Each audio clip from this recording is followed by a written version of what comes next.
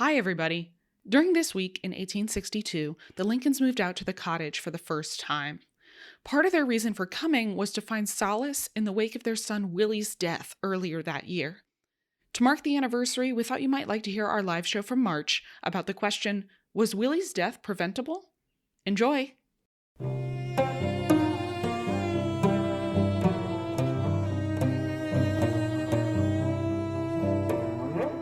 Every day at President Lincoln's cottage, we engage with visitors in conversation on difficult topics, from grief to slavery to American identity.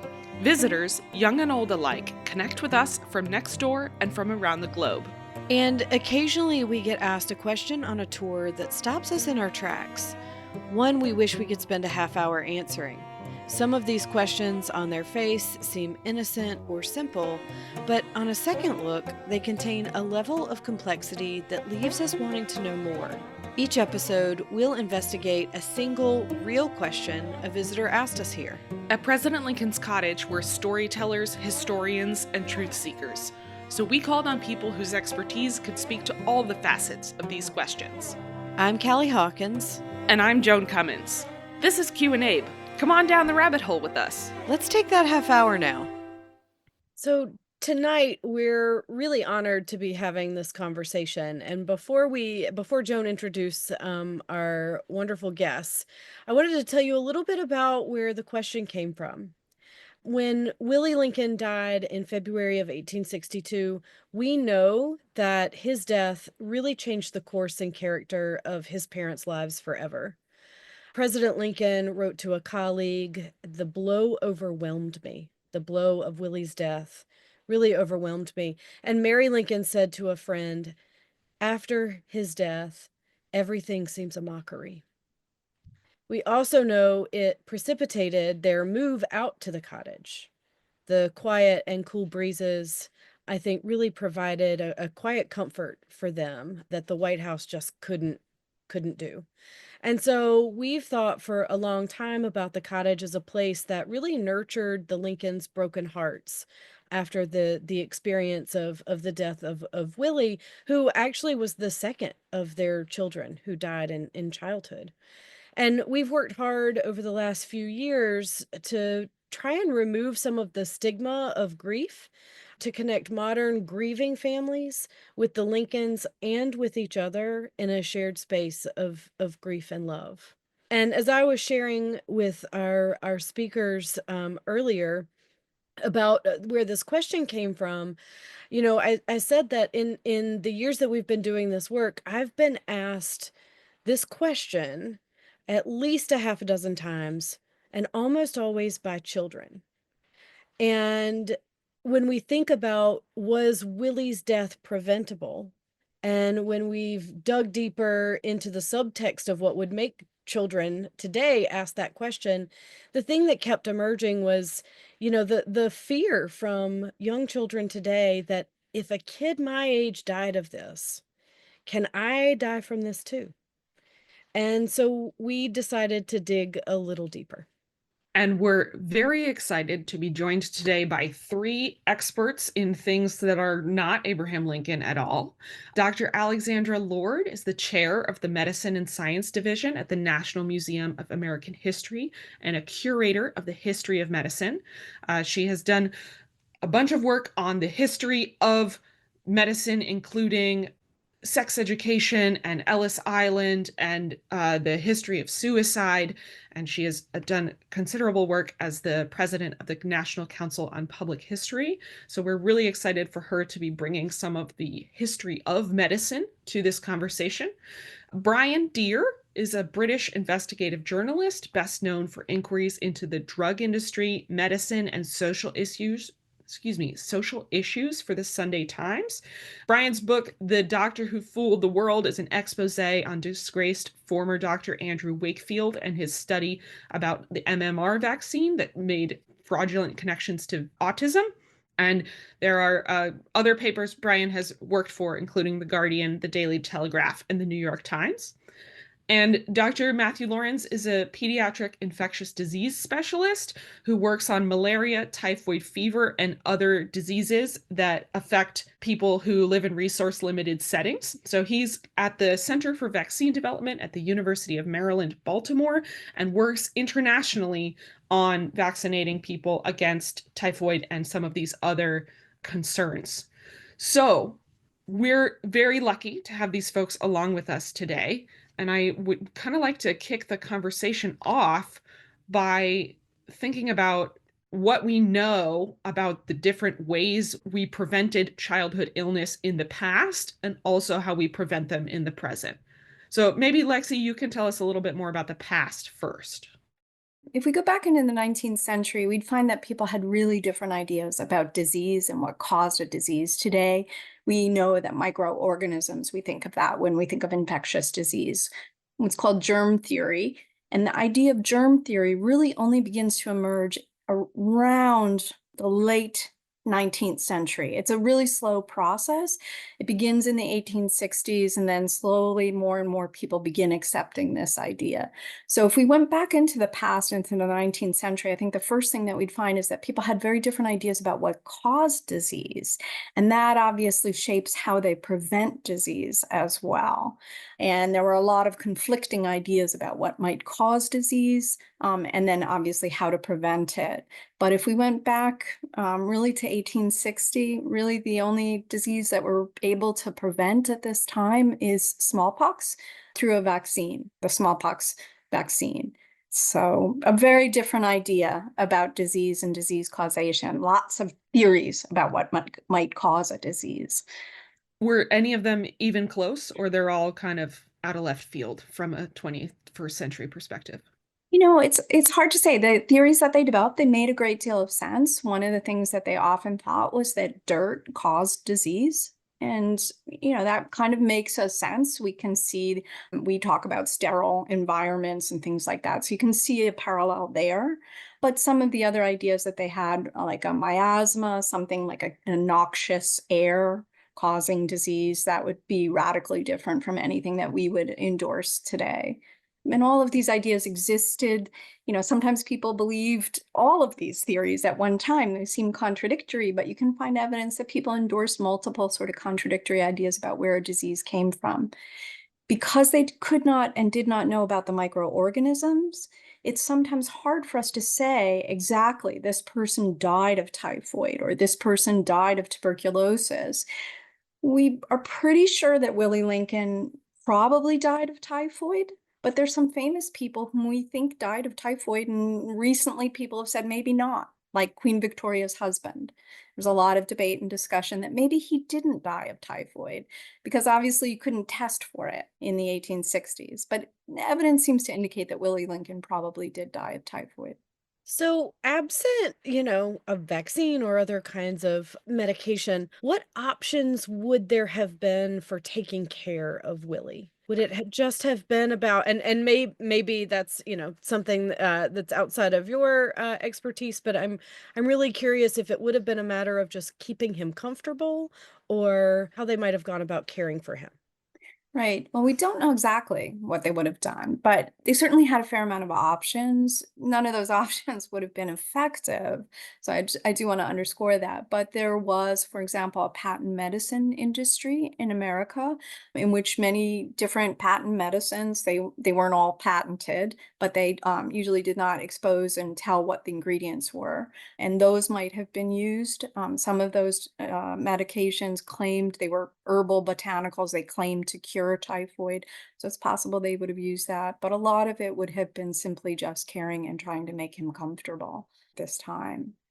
And I think for me, it's very interesting that people were like, we don't know what causes the disease, but we do know it's bad if everyone is dirty and crammed together and, not clean enough. And that is like mostly true, but also a little bit not true. In terms of the probably typhoid designation, is that because of his constellation of symptoms or? It's the symptoms that were described. Contemporary people said at the time that he had typhoid. They also said he had bilious fever, which is a term that was often tied to typhoid. They also said he had intermittent fever, which is usually tied more often to malaria. But these are very vague terms in that period. So again, it would be difficult for us to really pinpoint, but contemporary evidence seems to indicate that it probably was typhoid. Okay. And Matt, maybe you can tell us a little bit more about what typhoid looks like today when people get it now, like what happens to them and how do we know they have it or do something about it? In terms of the clinical illness that one would expect if one were infected with typhoid, typhoid is mostly spread via contaminated water or contaminated food. So when you ingest that contamination, the bacteria actually make their way to your intestine, and they are very adept at going right through the intestines and into the bloodstream. And from there, they infect different organs of the body, mostly what we call the reticuloendothelial system. So that initial infection doesn't have any symptoms associated with it. No, one doesn't have fever, you don't feel crampy, you don't feel bad, but it's after the infection of some of those organs, part of the reticuloendothelial system, then you get what's called a secondary bacteremia. And during that secondary bacteremia, the bacteria multiply, then they cause symptoms. And the symptoms can include fever, they can include malaise, just feeling bad, they can cause constipation, they can cause just abdominal pain as well. Rarely they cause diarrhea, but generally that trajectory takes about 10 to 14 days. So that is when you might start to feel the signs and symptoms of typhoid fever. And you develop these really high fevers, which are generally starting out on the lower range, and then they gradually would increase. So we call it a stepwise increase in the fever. So most of the time, the symptoms would prompt medical attention for a resource-rich setting. But for most areas of the world where typhoid now circulates, there is very limited healthcare and limited capacity to diagnose typhoid. Therefore, it's a real challenge to get people who are infected both tested and treated, and the treatment is with effective antibiotics. So that's sort of the general trajectory for clinical typhoid. What kind of challenges do you face in your efforts to vaccinate people against it? Sure. So in terms of vaccinations, it's important to recognize that while we're talking about a historical figure who was likely infected with typhoid, most of the world sort of forgot about typhoid when clean water and hygiene became prevalent in most resource-rich settings, such that typhoid fever really fell off the minds of most of the industrialized world, except for the occasional visits that some would make to the low resource settings. And that's where you would go for travel vaccinations. And those travel vaccinations might include a typhoid vaccine to prevent it. So that's where most of us who live in the United States and similar countries would have encountered a need for typhoid vaccine. Places where typhoid circulates now, there is just beginning to be use of a conjugate typhoid vaccine, which was recently recommended by the World Health Organization in 2018. And it was recently developed and made available. And so the challenges with getting the typhoid vaccine to the areas that need it most is that, well, there are multiple challenges. The good thing is that there is a vaccine. It's highly effective. It only takes a single dose. It's recommended for children down to 6 months of age and up to 15 years of age. So it's heralded as a huge success, and it's highly effective. It's at least 80% effective in the very first years after you give it. But the challenge is there are many competing health priorities in areas where typhoid exists. So you mentioned malaria earlier in the podcast, and it's not just malaria, it's chikungunya. We've heard about dengue outbreaks around the world. There is Ebola. So the areas that are affected by typhoid are resource poor, and they're constantly hit by infectious disease threat after infectious disease threat. So getting the political will to appropriate funding that would be necessary to get vaccines into arms is necessary. And that's often a challenge when you have multiple health threats that you're dealing with and trying to prioritize. In areas where typhoid circulates and parents know about it, they know that there is this disease called typhoid and they've experienced it, or they've got friends or family who've experienced it, they are very eager to have their families and their children vaccinated to prevent this disease. And they understand the importance of vaccination. In fact, a recent campaign in Burkina Faso, just January of this year, saw children with their parents lined up at 5 o'clock in the morning at healthcare centers waiting for that vaccine, which is hugely encouraging and really says something for the belief that people have in vaccines and the power of vaccines to prevent disease and illness. So those are some of the main challenges that we encounter. Another major challenge is that we often don't know enough about what we call the burden of disease. So how much typhoid there is in a community when you have so many infectious disease threats. And it's only when you know the burden, then you'll be able to prioritize which of those burdens are you going to attack. So maybe the decision makers in different countries might not understand the burden of disease because diagnosing it is so difficult. The laboratories that are needed and the diagnostics that are needed might not be present. So really just having a handle on how many cases of typhoid you have in a community will help to inform how important you prioritize that vaccination for that setting, for that country, and for that region. And I imagine the challenges that there are a lot of intertwined challenges of being a resource poor area to begin with. Like maybe folks are worried about typhoid, but they're also worried about getting enough food or violence or any number of other things that they have to sort through and prioritize in terms of keeping themselves and their families safe.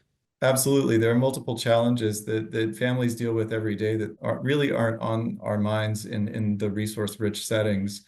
So understanding how important it is to keep children healthy and safe is a priority for families, no matter what setting you are in. And most parents will do everything they can to protect their children, but at the same time, they have to provide for the family.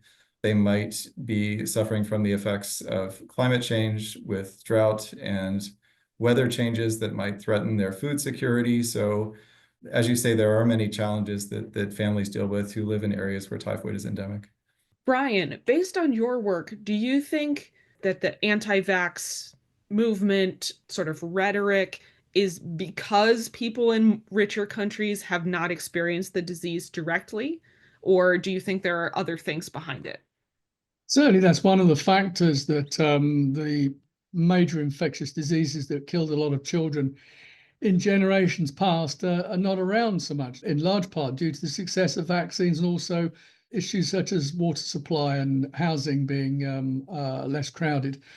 But yes, that's one of the major factors, is that when people are trying to balance what they might see as risks between getting vaccinated or being exposed to an infectious agent, if they've never seen and no one's ever heard of the infectious agent in their generation, then they might be drawn towards sort of the kind of anti-vaccine messages, either the very overt ones or what we've actually seen in the last couple of days from the new Secretary for Health and Human Services, Secretary Kennedy, who was interviewed on Fox News just a couple of days ago, slyly inserting negative commentary on the MMR vaccine, suggesting that, well, it wears off and people might want to consider the risks and that the vaccine can cause all the same things as the virus itself causes, which is the first time in 20 years of me looking at this subject I've ever heard anyone say that. So there are these messages out there, and the absence of the disease makes a big difference. But now across the United States, we are seeing this year's crop of measles outbreaks, which, as Secretary Kennedy says, do occur every year. But it looks like this may well be a measles year, because measles fluctuates from year to year in terms of its severity and the number of cases involved. So yes, that is a factor. And do you feel like just think about it a little more is a different angle than people have taken in the past in terms of work against vaccines? Well, that ebbs and flows on a different cycle to the virus.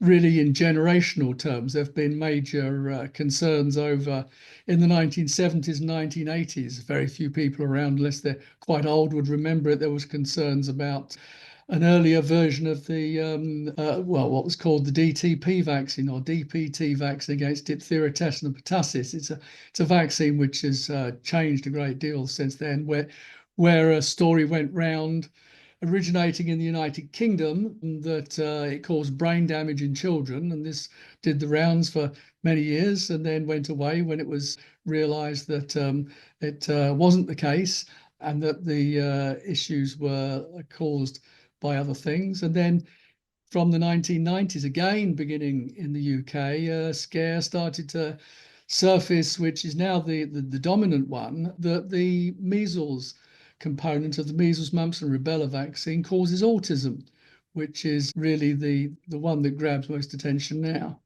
I want to back up for just a second. I am not a doctor. I will not pretend to know anything about medicine or science, really. But I will tell you, during the COVID-19 pandemic, I followed the creation of the vaccine like it was the only job that I had. I had the experience of having an infant die, and was not during the pandemic, but a few years before, and was pregnant during the pandemic as they were sort of puzzling through whether it was safe for pregnant women to get the new COVID vaccine. And I treated the development of this like it was the most important thing that I had to do, and really wanted to get one as quickly as I could. And so I'm really curious to hear from you all, Brian, or maybe Matt or Lexi. What does it take to develop a vaccine, and how do you go about distributing one? I think there must be one for Matt. I can certainly take a stab at it. Happy to hear your additions too, Brian. But vaccine development is a very complicated and costly endeavor, and it's one that can be highly successful, as we have already highlighted in this program, but it is one that can be a very long road, and one for which vaccine manufacturers might not recover all of the costs that they invest into it, particularly for diseases like typhoid that no longer affect developed and industrialized countries. A recent example of a vaccine that was developed was for malaria. The very first malaria vaccine was recommended by the World Health Organization just 4 years ago in 2021. That vaccine was about 40 years in the making, and it wasn't because big names weren't behind it. It was developed as a partnership between the Walter Reed Army Institute of Research and GlaxoSmithKline. So despite many obstacles, this vaccine was developed, and it's now being used in many malaria endemic areas of sub-Saharan Africa to save lives and to promote healthy lives in those who are affected by malaria. So it can take quite a long time.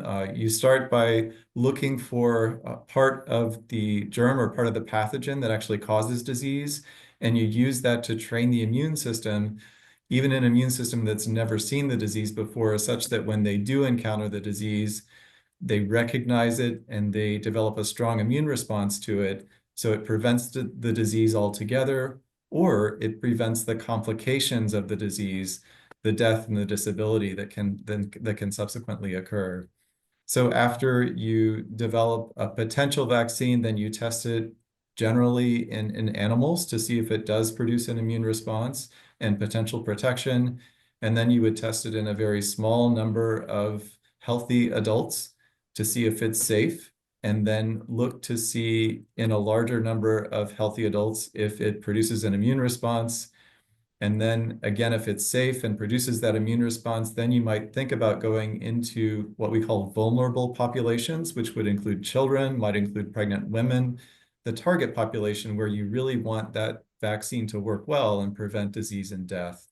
And so, as you can see, it takes a very long time to go through all of these steps. And even after you have a vaccine and it shows to be efficacious in that target population, you still have to test in huge numbers to make sure there's not a very rare side effect that you don't yet detect.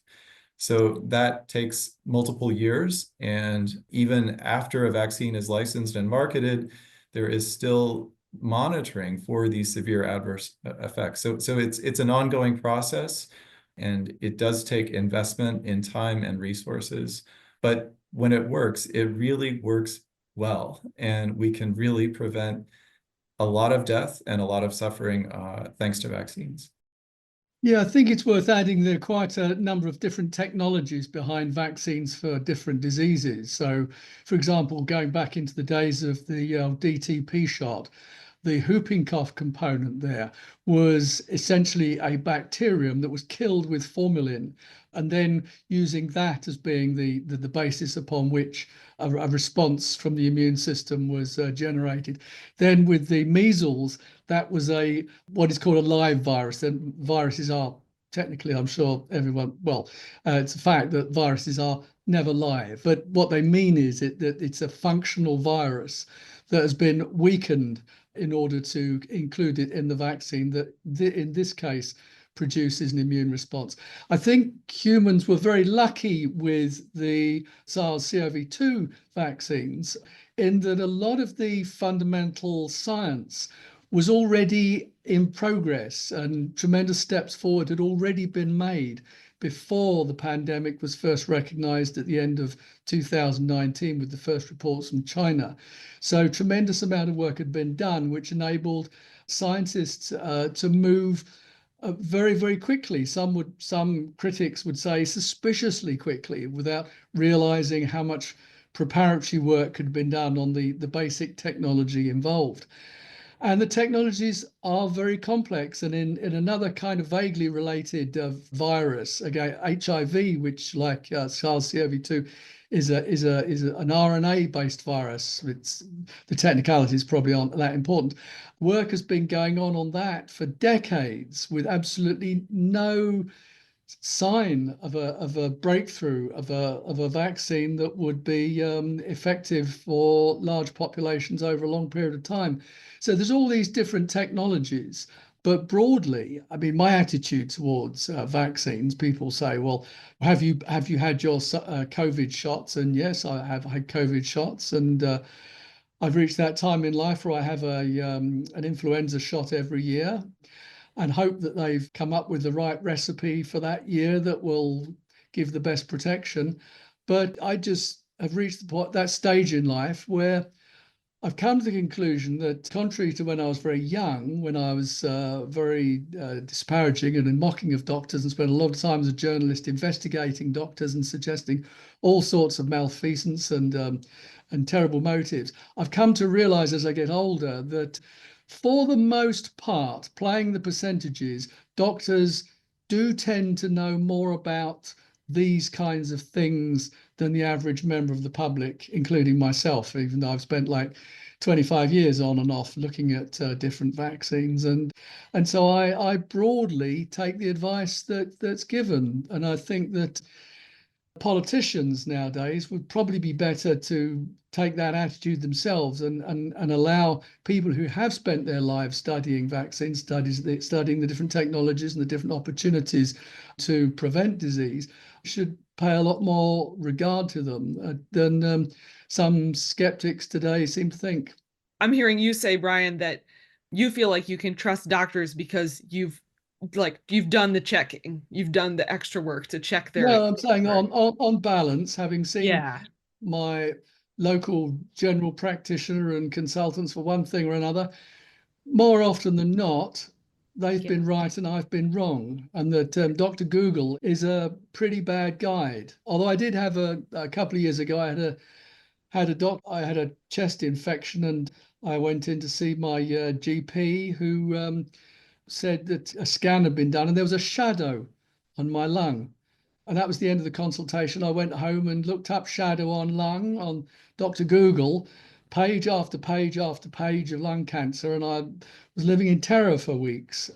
But broadly, I've found that they are better placed than I am usually to point me in the best direction. I'm not saying I think blind trust in doctors is to be somewhat negligent. But yes, I think that broadly the advice, and certainly that's been true of vaccination. In the UK, for example, we don't have mandatory vaccination as the United States sort of broadly does with school admission requirements and such like. We don't have those because we try and leave the patient to have a relationship with their doctor and build trust that way. So when they get the advice, they broadly take it. And that's been the way we've gone forward over the years, and really rather effectively.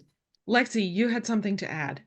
I was just going to say, as a historian of medicine, I always feel that we don't always teach or think about the history of medicine. It's not something you learn in high school or even sometimes in college. But if you look at that history of medicine, then you can really see the impact of vaccination over basically 225 years, really. And you can also see what it was like for parents who were worried about their children. My favorite object in our museum is a vaccination card from 1809 that was used with smallpox. And when I originally saw the card, which lists the names of the children who were vaccinated in the town of Milton, I originally thought, well, those must have been children who were orphans. That was much more common back then than it was today. I thought these were the children who were sort of the cast-offs in this society, and they were testing the vaccine on them. And we did a little research and we discovered actually these were the children of the elite in the town. The people in that town were so confident in 1809 in the smallpox vaccination that they were willing to put their own children and test the vaccine on their children.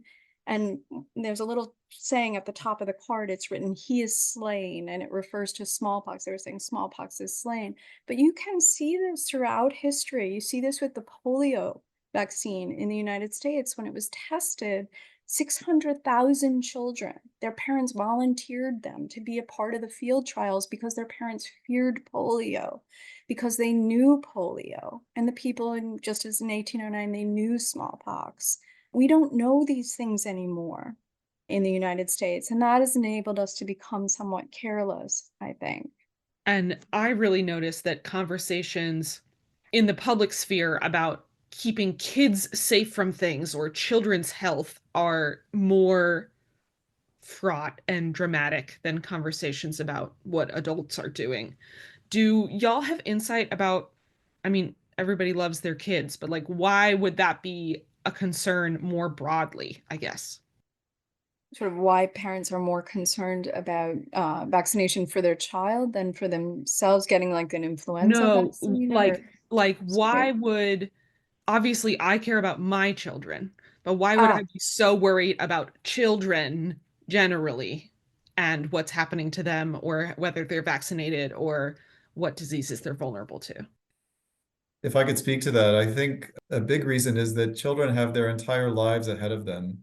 So any disease or affliction that affects them early in life can really change their trajectory forever. You know, if they do survive the illness, if they do survive the disease, they might continue to have some type of a neurologic disability, some type of a physical disability that will change how they interact with others, how others treat them, how they're able to function and survive, and how they're able to choose an occupation and be productive in society. So I think protecting children against disease is even more imperative because not only do we see them as innocent, and as parents and society, we want to protect them, but also that they have a much longer life ahead of them. And if we can ensure a productive and healthy life from the start, then that's something we should do. I think also a purely practical thing is I think every parent knows that children are tremendous disease magnets. They seem to catch everything all the time, from week to week and month to month. So if your child is going to a kindergarten school or whatever and surrounded by other kids, you're hoping they're not carrying some terrible infectious disease such as polio. So it makes common sense that everybody really rallies together, pulls together as a community to ensure that everyone is protected. And that's one of the things that we are beginning to see breaking down a little bit, I think, as we move through a period in history where people do seem to be becoming more selfish and more self-obsessed and out for themselves, and not seeing themselves as being all in it together with other families. And I think that tendency, which is occurring particularly in some parts of the United States, and some people tied up with all kinds of ideas about conspiracy theories and suspicion about institutions and doubts towards authority, which, although traditionally might have been quite a good thing, now is seeing more and more children exposed to risk. I'm still thinking about Lexi's point from earlier in terms of the fact that people don't learn a lot about the history of how we got here, where I've met one person in my entire life who had polio, and I met them after they were sick, right? Like I've never seen a person who was sick with polio.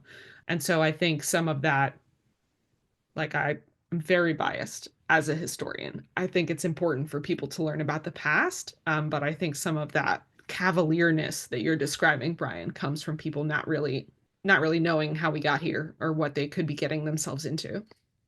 I think some people may well be in for a surprise the way we're going, because when we had our concerns in the UK about, for example, the alleged link between autism and measles vaccination, when that really took off in the 1990s and early 2000s, two things that made a difference. One, I'm proud to say, was a long investigation by me, which showed that the whole thing had been started off at the instigation of lawyers, and that the research that was done ultimately I was able to show was fraudulent, and the whole thing had been concocted from the very beginning. That was one of the factors that brought back confidence among the public, and particularly the involvement of lawyers. It was almost as though when we first broke that story on the front page of the Sunday Times, that the whole nation suddenly thought, lawyers, now we get it. Now we understand where this thing has come from. That was one of the factors at work. But another was that we were getting major disease outbreaks and we were starting to get children dying. And that we found when one of these outbreaks, and we had much worse outbreaks than the one you're seeing at the moment in Texas and parts of New Mexico, we had outbreaks where parents were queuing round the block. They were forming up in lines round the block of their pediatricians and their doctors to get vaccines. We saw the same in Samoa. There was an outbreak which began in late 2019 and was where 83 people died, overwhelmingly children. And there again, as soon as this started to rip through the community, measles started to rip through the community, killing children, everybody formed lines to get their shots. And when the vaccine was given out to everybody, then measles went away and the children stopped dying. So I think there is a real potential now from this resurgent anti-vaccine movement, which we're seeing across America and indeed around the world, which, as I say, began in the United Kingdom in the 1990s. We are potentially at risk of seeing another factor that brings people back to vaccines, which is death, brain damage, and other forms of suffering of children caused by infectious diseases that needn't be there, because measles had already been eliminated from the United States. And eliminated basically means there was no measles in the country that wasn't coming in from outside the country. So that's the step just before eradication.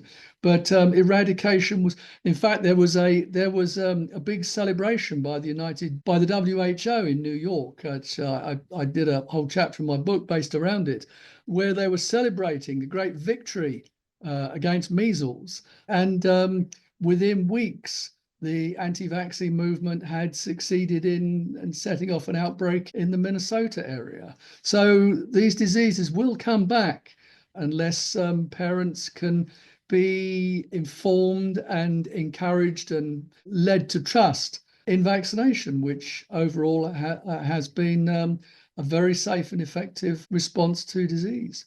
I have asked our audience members to share some of their questions, and they have questions about Willie. I think there's two components that I want to start with, which is, Lexi, what do we know about Willie that makes us think he had typhoid? And what would they have tried to do about it then? And then Matt, maybe you can tell us more about what we do about typhoid now. Right. So there are a lot of reasons why we think Willie had typhoid. As I've said, that's one of the things, one of the descriptions that they said. He seemed to express symptoms. There was at that time a little bit of a better understanding emerging about what typhoid was. They did not understand really what caused it at this time, but there's a growing belief that it's transmitted by water. During this period, slow emergence of this. You can also see evidence of typhoid outbreaks in the army that's around DC during this area. In the different camps, there are typhoid outbreaks, which make it likely that there's typhoid in the city and in that area. And in the district at the time, we think of typhoid, and one of the things that happens, DC actually was a leader in many ways in eradicating typhoid in the early 20th century when they built this wonderful sand filtration plant here for their water system. But typhoid was a common disease in 19th century Washington, D.C. It also tended to, just rip across the city, going back to the point that someone was making about communities. This impacted rich and poor as well. And I'm sorry, there's someone just asked a question, which I think I could answer, but I didn't see what it was. What was the last question that was just flashed across the screen? Sorry. Did others in the White House have typhoid symptoms at the time? Yeah, one of the reasons that we definitely don't think that, he had malaria was because his brother seemed to have similar disease. And that's unlikely with malaria that they would both have an experience and be expressing symptoms at the same time if it was malaria. So typhoid seems pretty likely. We know it was in the city. We know it was in the city at that specific time, right down to the months. The descriptions seem to indicate this. And we know that sewage and water systems in the district at this time were really, really poor. So all of those things make it pretty likely that Willie had typhoid. We can't say it exactly. And as a historian of medicine, I've always been taught never go back and diagnose people because you're not a doctor and you aren't doing the tests to confirm that this is typhoid, Matt. You would probably say, yes, you don't really know for sure, but it does seem highly likely that this is what that was.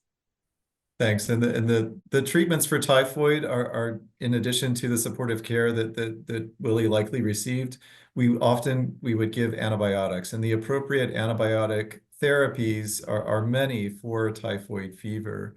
So Willie, unfortunately, was an unusual case in that he died of typhoid. Typhoid generally, we think, kills about 1% of people who are infected with it.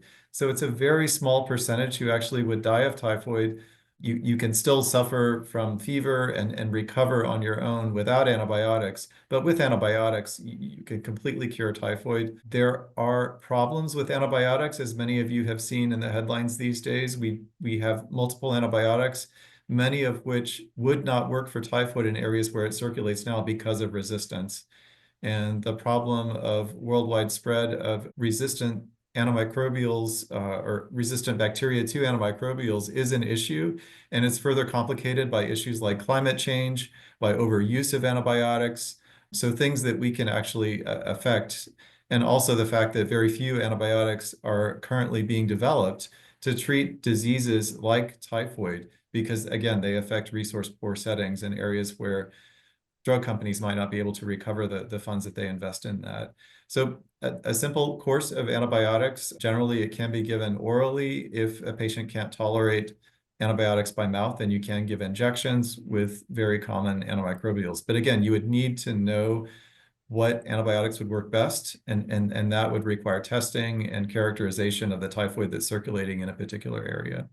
And just to build on what Matt said about like the fatality rate of typhoid, I mean, many of the people that we think about in the 19th century, I think Louisa May Alcott, for example, had typhoid and recovered. So there are many people who experienced typhoid and recovered. Willie Lincoln was simply one of the unfortunate individuals. And I think what's fascinating to me as a historian of medicine about Willie's death is who's more elite than Willie Lincoln. We tend to think of disease as being associated often with, poor people in America.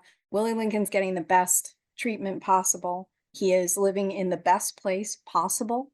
The White House, you'd think of all places that would be safe, it would be the White House.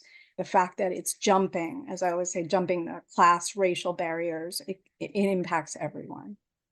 And Tad Lincoln is an example of one of those folks who we think had typhoid, but who recovered. And I'm sure that complicated how his whole family felt about the situation.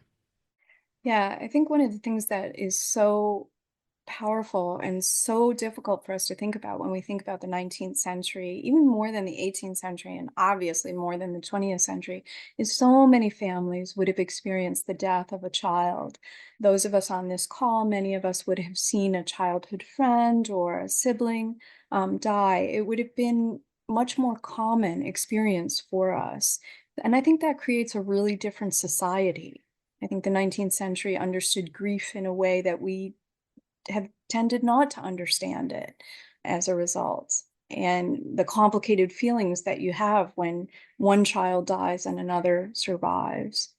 Lexi, I think that's such a good point, and it's a point that we try to make in our grief exhibit, is that no matter how much more common it was, that is not indicative of how these people grieved. And I think that one of the things that, until I had personal experience and until I really looked deeply at the Lincoln's experience, did I recognize, I think in many ways how much better equipped society was then to provide support for grieving people because it was such a common experience. And, I think a lot of what we see today is that grief is incredibly isolating, and it's a very lonely experience because there's such stigma attached, because especially death in children, it's just not something we think should happen today. And I think that is, in many senses a privilege that we have come to, sort of live in a society or a time when, it's not as common, and yet it happens all the time. It happens all the time and is hidden. In the Right. 19th century, we always point to Queen Victoria. Oh, goodness, she's always wearing black and mourning and things like that. But there were a series of rituals that helped families to deal with this because it was a common experience. And because it was a common experience, people knew, your neighbor suffers the loss of a child, but you, 15 years before had the same experience. And so you help them through these rituals. And the rituals were very codified, especially during the 1860s. They go back and forth, but during the 1860s and 1870s, very codified rituals of how you deal with the death of a child, a spouse, and at a premature age or anything like that. And I think that's really different from our society today.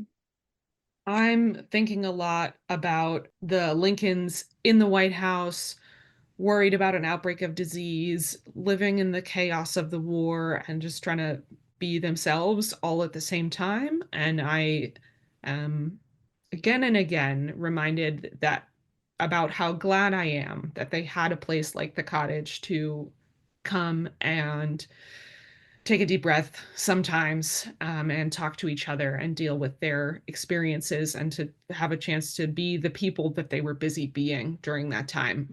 And we always hope that other people who connect with the Cottage also have a moment to themselves to find some respite amid whatever's happening to them, whether it's a very personal experience or whether it's, the everything of everything that you are working to manage for yourself. Yeah, somebody was saying Mary Lincoln gets a very bad rap, and I think that's true. I think Victoria does too. I mentioned her husband and the question of whether he died of typhoid or not, but 10 years to the day that her husband died, her son, and he did have typhoid, clearly. He experienced typhoid. He passed through a crisis the same night that her husband had died. So 10 years to the day, she's at another deathbed, potential deathbed of one of her children now from typhoid. We can't imagine what that's like today. Many of us are so fortunate not to have these kinds of experiences, and they do have a very dramatic impact on your mental health. So yeah, I think sometimes yes, Mary Lincoln is a perfect example, Queen Victoria is a perfect example. When you look at their lives, I think it's really difficult to understand what they were experiencing. I think we have one more question from Roberta that's sort of a factual question. And then I know, Callie, you have some questions for everybody. Roberta would like to know whether Willie might have had a secondary infection as well as typhoid. I think That's a Matt could great. answer that better. Thanks. You might be able to provide some historical input as well, Alexi. So yes, it's possible to have a secondary infection from typhoid. One of the severe consequences of typhoid that often is a cause for death in cases where death does occur is typhoid intestinal perforation. And that's where you get such intense inflammation at the end of your small intestines that the intestinal contents actually burst inside of your abdomen. And then the bacteria that are normally closed off from the rest of your body by your intestines now can invade your bloodstream and cause secondary infections. And that's what actually is happening in many typhoid endemic areas of the world, because typhoid isn't recognized, it's not diagnosed, it's not treated with antibiotics, and these secondary complications develop. And children, if they do survive and they do make it to surgery, then they often have severe consequences. So yes, secondary infection is a possibility. Thank you. And thank you all. As we're sort of moving to the end of the program, I just wanted to ask our guests if there's anything that you'd like to contribute to this question that we didn't ask you, as we're thinking about sort of making sense of the question both historically and in our own lives. I think what's to me fascinating about this question when you asked it is, you think to yourself, well, the answer, it really depends on when Willie Lincoln was living. This question of was his death preventable? And in some ways, it's 1905 that DC opens the water filtration plant that makes the water in DC much safer, but they actually had a typhoid outbreak in 1906 and 1907. It was not related to water, it was related to milk, contaminated milk. But so you think to yourself, well, if Willie had just been living, 50 years later, his story would have been very, very different. Thanks. Just to add to that, and to bring the context of today, what Willie can bring to it for all of us. And when we think about health equity and think about families around the world that are still at risk of losing a child from typhoid, this is still very real in many of these communities. And while it's not in our communities here, thanks to safe water and safe food supply, these communities still suffer. And if we have ways that we can address health equity, whether it's through activities to combat the effects of climate change, to help with appropriate antimicrobial use in areas where typhoid exists, and to completely prevent typhoid through vaccination, these are all activities that we can think about to prevent recurrence of what happened to Willie to other families. Thank you. If you're new to Q&A, to our podcast, we like to close each episode with some community questions. And so we, this evening, would like to encourage you to think about, what is your responsibility to the health of your community? What makes a community healthy in the first place? And what problem do you want to co-sign to the history books? Again, if you would like to hear more from the show, you can find that on our website at lincolncottage.org. I want to shout out the small children who have asked us this question for prompting this incredible discussion. And I want to thank Lexi and Brian and Matt once more for bringing their expertise and helping us understand it a little more deeply. You can support us by becoming a member, by visiting the cottage, and I highly encourage you all, if you haven't, to come and see our exhibit called Reflections on Grief and Child Loss that's open in our Visitor Education Center. President Lincoln's Cottage is a home for brave ideas. Stay curious.